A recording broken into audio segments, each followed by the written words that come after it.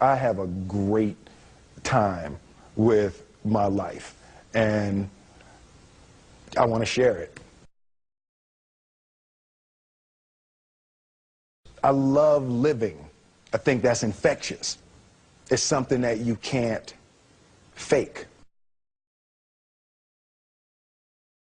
Greatness is not this wonderful, esoteric, elusive, God-like feature that only the special among us will ever taste. You know, it's something that truly exists in all of us. It's very simple.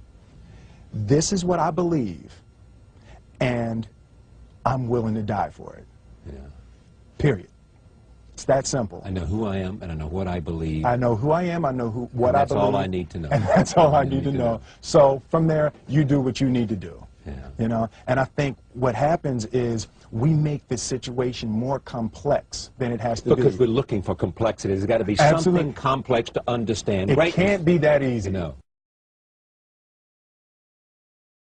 We didn't grow up with the sense that where we were was where we were going to be. You know, we grew up with the sense that where we were almost didn't matter because we were becoming right. something greater.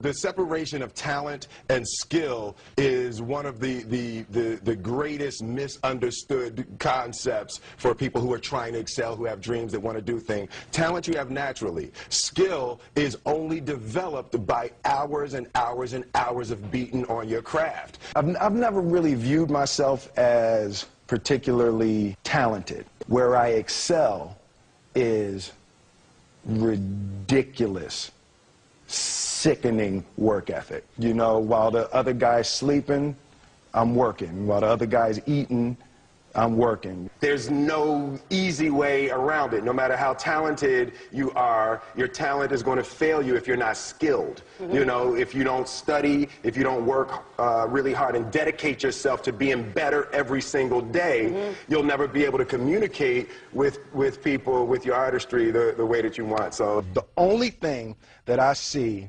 that is distinctly different about me is I'm not afraid to die on a treadmill. You might have more talent than me, you might be smarter than me, but if we get on the treadmill together, right, there's two things. You're getting off first, or I'm going to die. It's really that simple. One summer, his dad tore down a brick wall on the front of his business and told 12-year-old Will and his 9-year-old brother to rebuild it, a job they said was impossible.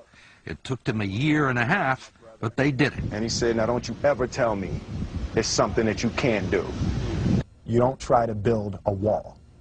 You don't set out to build a wall. You don't say, I'm going to build the biggest, baddest, greatest wall that's ever been built. You don't start there. You say, I'm going to lay this brick as perfectly as a brick can be laid. And you do that every single day. And soon you have a wall. And soon you have a wall.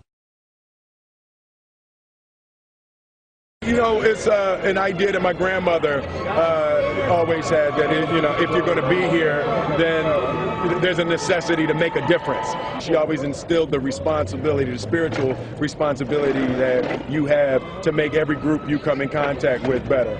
I want to do good. Yeah. I want the world to be better because I was here. I want my life, I want my work, my family, I want it to mean something. And it's like, it has, if you are not making someone else's life better, then you're wasting your time.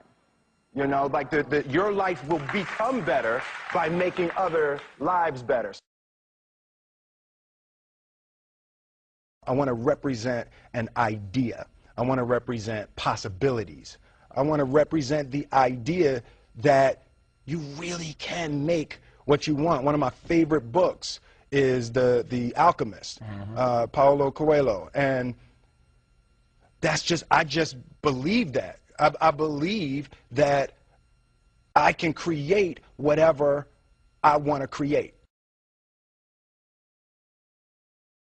The first step before anybody else in the world believes it is you have to believe it. There's no reason to have a plan B because it distracts from plan A. I think that there's a certain delusional quality that all successful people have to have.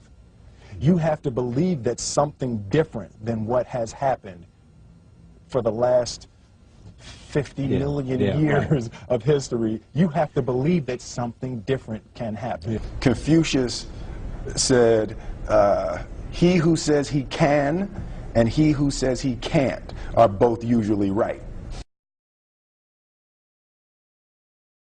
Being realistic is the most commonly traveled road to mediocrity.